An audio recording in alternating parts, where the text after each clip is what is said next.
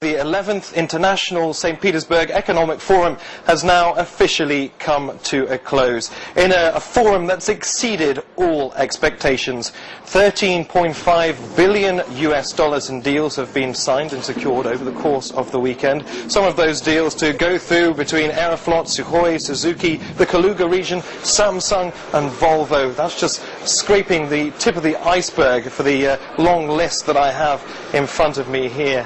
Well, all the VIPs have gone home. I'm sure some of the delegates will be toasting some of those successful business deals, but that doesn't mean everything here at the Learn Expo site is over and done with. Some of these pavilions will remain open for the general public. It's there that some of the invited guests and delegates have been seeing up-to-date exhibitions on architecture and innovative technology.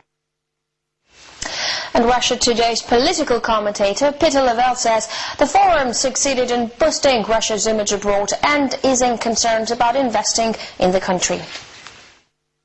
Reality is perception, and that's what we saw here. But going into this three-day forum, we saw that how media sees Russia, and it's extremely warped, and it's a very different reality here than what you read in the papers. I'd like you all to consider what Daniel Thorneely, the senior vice president of the Economist Group, had to say at the very beginning of this forum.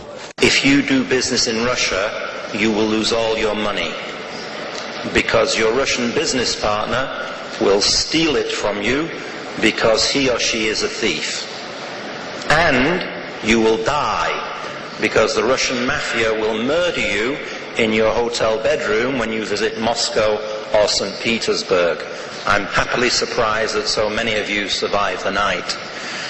This is the Wall Street Journal and CNN view of business in Russia, and it's 98.6% wrong, rubbish, garbage.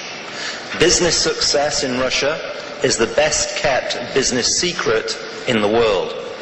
More rubbish is written and spoken about Russia than any other country on the planet Earth. Well, the world is changing, and one of the attendants here, Francis Fukuyama, that came up with wrote up an amazing book about 10 years ago called The Last Man and the End of History. We were all supposed to become like Americans, be good Democrats, and see the world exactly the way Washington says it. Well, Mr. Fukuyama has changed his tune. There are a lot of trajectories to success. Let's give him a hear. Every country is going to find its own path to modernity.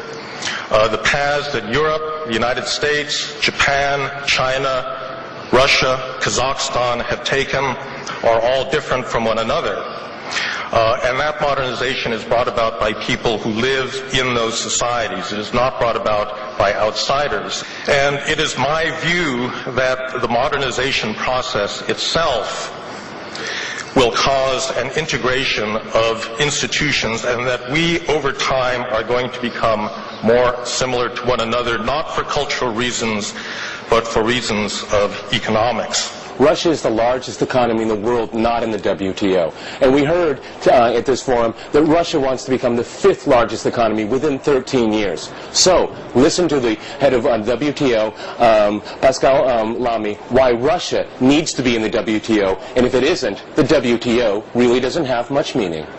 Without Russia, WTO is not really the multilateral institution it wants to be. And without belonging to the WTO, Russia has not yet created the sort of capital of trust in the future of its economy which it needs for its development. Capital of trust. I think that's a really good theme for this entire forum, and I think we saw it come about. Don't listen to media, look at the results, look at the reality, and probably listen less to journalists like ourselves and to politicians, but look at where money goes. The smart money goes to Russia and its kind of introduction into the world economy. Well, let's take a look now at the results of the forum. We have $13.5 billion worth of business deals that were signed during the two-day conference. $4 billion will be invested in the Russian economy from abroad. Aircraft maker Sukhoi signed a $134 million loan agreement with European Bank for reconstruction and development.